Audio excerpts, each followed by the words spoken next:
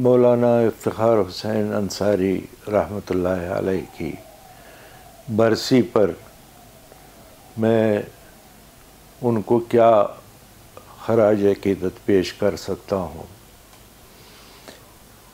کتنے اوصاف تھے ان میں، کتنی خصوصیتیں تھیں ان میں، کتنا علم تھا ان میں، کتنا بردباری تھی ان میں، کتنے دور اندیش وہ تھے جس کا میں بیان نہیں کر سکتا. بحیثیت ایک بھائی کے تعریف کروں تو لوگ کہیں گے کہ بھائی کی تعریف کرتا ہے، لیکن حقیقت وہ ہے، اس میں کوئی شک نہیں، میں ان کا بھائی ہوں. میرا اور ان کا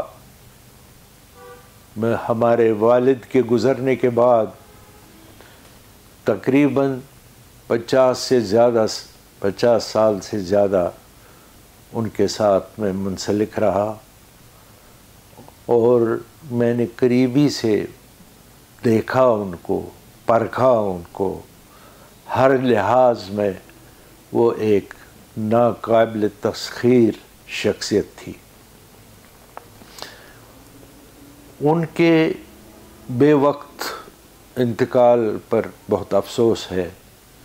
کاش وہ کچھ سال ہم میں ہوتے جو ہماری زندگی ان کے ساتھ گزری ہے، تو اس میں کچھ پنے ابھی جو باقی تھے وہ پورے ہو جاتے، لیکن خدا کا منشا تھا وہ ہمارے درمیان نہیں رہے.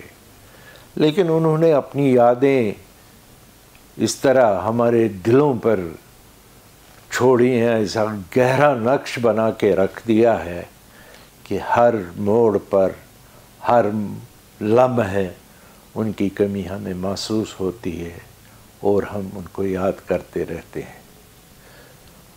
وہ ایک سیاسی شخصیت ہی نہیں بلکہ ایک مذہبی شخصیت تھی جس کا لوگوں نے ہر وقت برملا ذکر کیا اور اظہار کیا.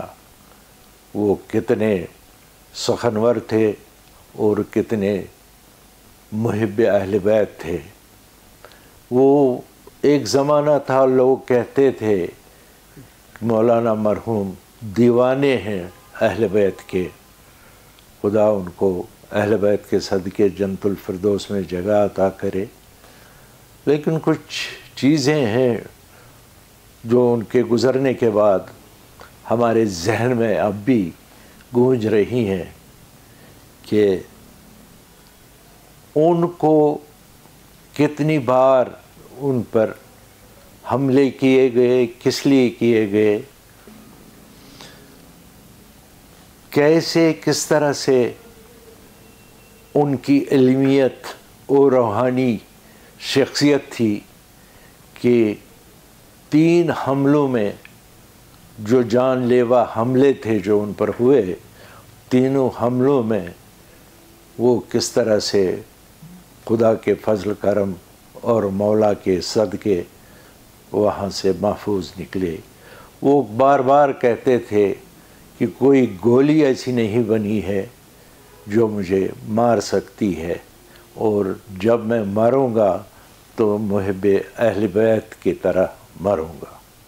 اس لیے آج کے دن ہم ان کو یاد کرتے ہیں، ہمیں ایسا لگتا ہے وہ بالکل ہمارے بیچ میں ہیں.